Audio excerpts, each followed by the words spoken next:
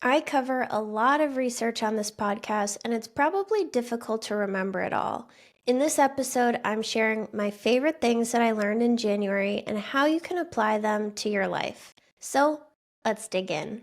The month started with Dry January, and I'm not including those two episodes, so make sure to check out 184 and 185 if you want to learn more about the benefits of your first month. But after Dry January, I talked about anger. And as you probably know, I am very passionate about anger because it's been a lifelong struggle for me. I had a few favorite studies from this anger episode. A 2018 review published in Psychological Violence found that people that have a low frustration tolerance use impulsive behaviors to try to regulate their emotions because they struggle to commit to long-term solutions.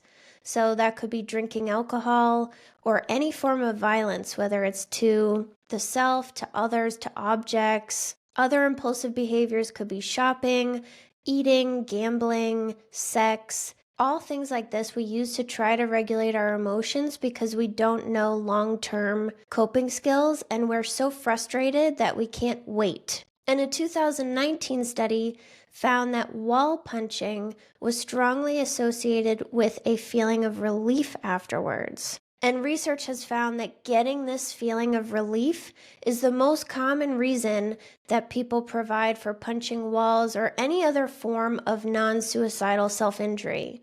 So whether you're an angry person or you have an intense negative emotion, when you drink or even just when you pour that first drink, you might feel intense relief. And this is because our emotions are too big and we don't have the tools to cope with them or be patient. An emotion becomes too big when we stuff it down and we avoid it. So things build up all day long and they continue to trigger us, and then one small thing pushes us over the edge. So that was my favorite thing that I learned from episode 186 about anger management. I thought that it was so validating to learn that the feeling of relief is a real thing and not just something that I experienced. I chased this relief my whole life because I didn't know how to cope, and things just kept building up and overwhelming me. Low frustration tolerance is what we're working on in my anger management program right now, so that we can tolerate more without blowing up all the time and feeling overwhelmed. So if you resonate with this and you want to join a future anger management group, then visit soberpowered.com/anger to get on the wait list. So I think this information is helpful because it's interesting and validating.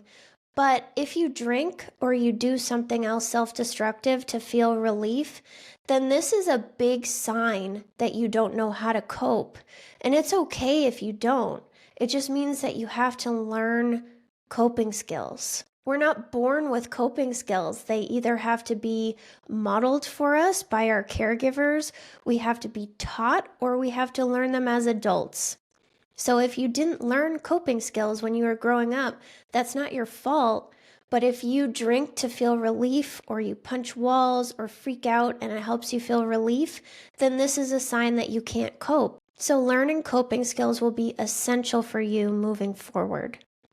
The next episode in January was 187, How Multiple Cycles of Withdrawal Affects the Brain. I've been interested in this topic for a really long time, and I felt happy with how this episode turned out. I thought that it was very validating for why some people just really struggle to get out, and they keep going back and forth. I did an episode last week, episode 191, about how going back and forth makes your craving stronger, which builds on everything I covered in this withdrawal episode.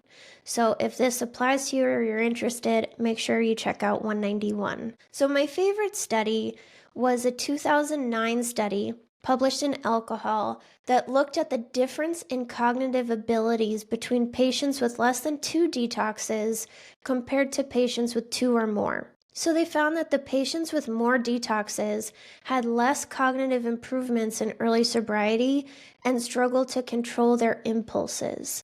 So the conclusion here is that multiple detoxes impacts the plasticity of your brain, which is the ability of the brain to adapt and change based on your current situation. We need to be adaptable and flexible so we can realize that drinking isn't doing us any favors and move on.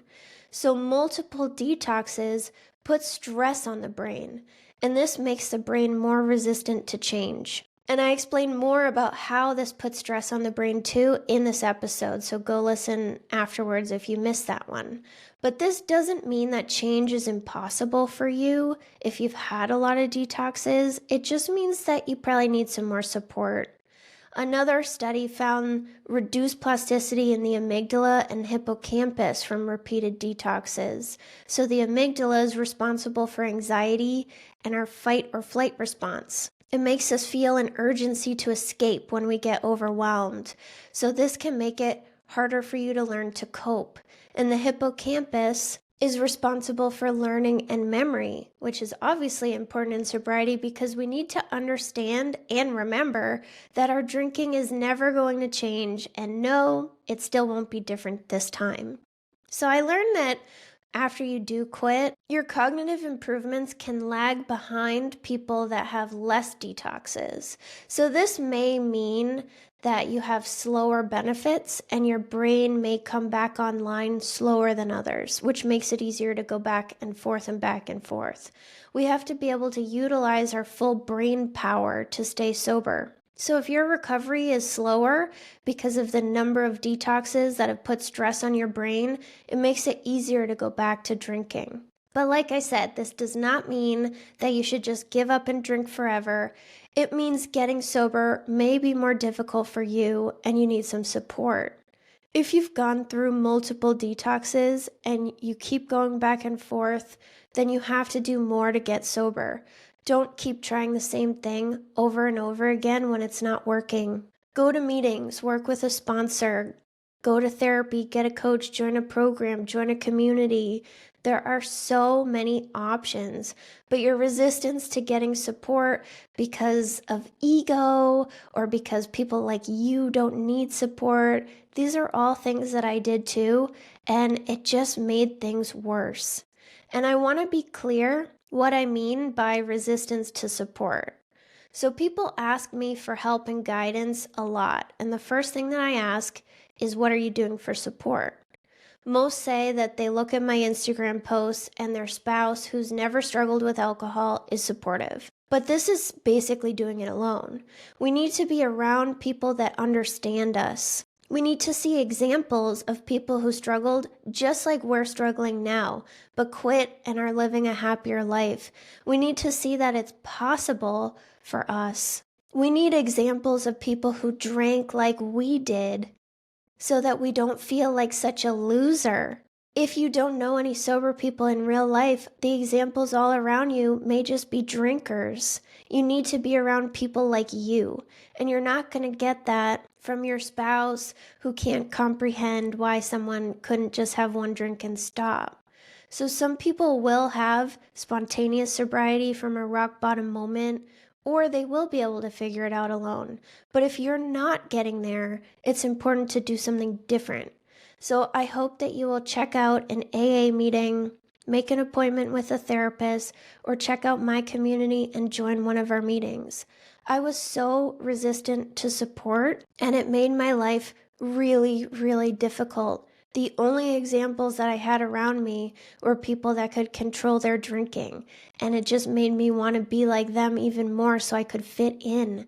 You'll be able to fit in with your people if you get some support. We are out there. The next episode that I want to talk about is episode 188, Wellness over Weight Loss. I wanted to talk about weight loss for probably like a year, but it's such a sensitive topic. But I see so many people that are frustrated and sad about a lack of weight loss in sobriety. And even worse, I see influencers use the promise of weight loss to try to sell their programs. That just sets people up for failure.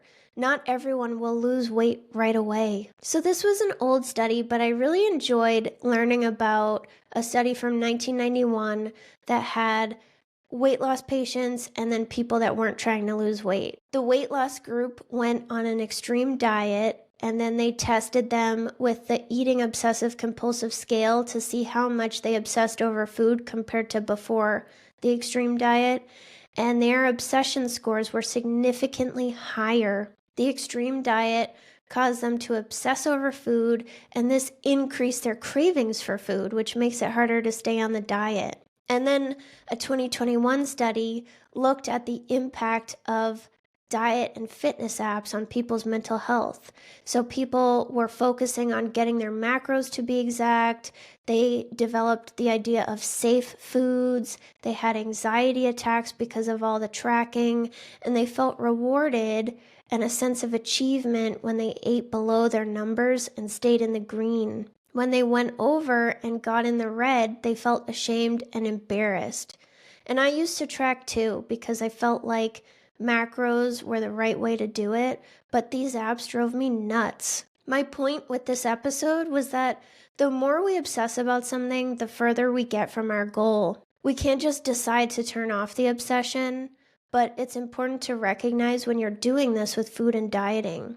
So if this resonates with you, then I strongly encourage you to work with a therapist who's trained to help you work through this. I'm free from weight and food obsession now, and it is the best. And that's possible for you too. You don't have to carry this around for the rest of your life. In episode 189, I talked about rumination and what's going on in the brain. So this is something that I work with my clients on in my programs. When we drink all the time, we reinforce specific circuits in the brain, and the parts that we use to think things through get dusty and tired. Quitting drinking is about coming out of autopilot and strengthening the areas of the brain that help you stay sober and calm. So in that episode, I talked about a 2017 study that looked at patients that were addicted to alcohol compared to healthy controls. And they found that the people that were addicted to alcohol didn't recruit their dorsolateral prefrontal cortex as much as healthy controls when they were highly emotional. This part of the brain helps us adapt our behavior and regulate our emotions. It puts the brake on the extreme emotion and helps you think it through and make a good decision. It helps you redirect. If this isn't coming online, you can't redirect and you get stuck on things and ruminate. And then these cues continue to feed us messages to drink, or we want to lash out at others, be passive aggressive, or we stuff it and become depressed, anxious, and overwhelmed. So the lesson with this one is use it or lose it. Start trying to work out the parts of your brain that help you think things through. And my recommendation in that episode was just to start by exercising. Exercise strengthens the healthy cognitive processes in your brain. Even just a walk. You don't have to be a huge athlete or anything. Just go on a daily walk and start there. You could also start with mindfulness if you do already do exercise. Episode 190 about non-alcoholic drinks was a pretty popular one, and I did get trolled a little bit by people who were anti-NA drinks, which was literally the point of the episode. My purpose was to present both sides of the argument so that we could stop judging each other. And then people who didn't listen judged it. So my favorite thing about this episode was not from a study. It was a perspective that I've developed over the past several years. It was point 2 in my list of cons.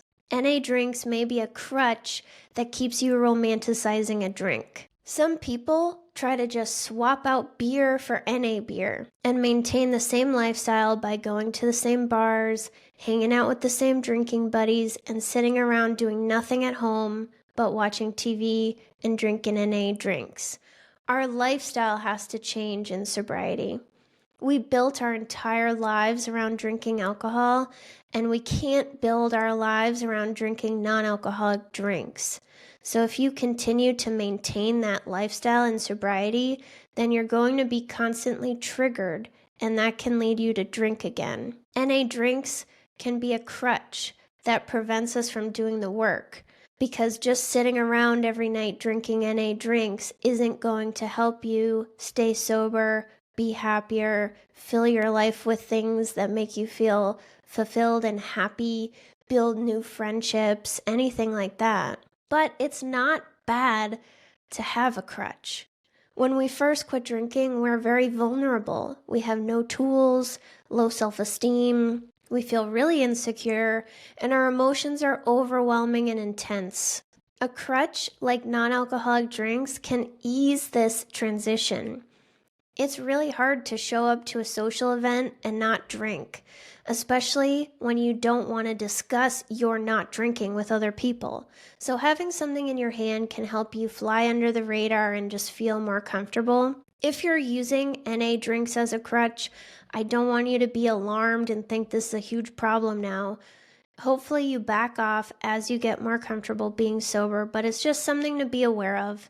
I used NA drinks as a crutch for my first year, and then I naturally started backing off. So if you're in your first year, I wouldn't even think about it. The first year is just about having all those firsts and getting comfortable. Then you can do more work in your second and third year. But the thing is, this crutch can help keep that romantic view of alcohol alive because we clearly value alcohol if we're trying to drink something similar to it. So this is why it's important to be mindful and do the work to fill your life with things that make you feel happy and good and reduce your stress so that you don't continue to value alcohol.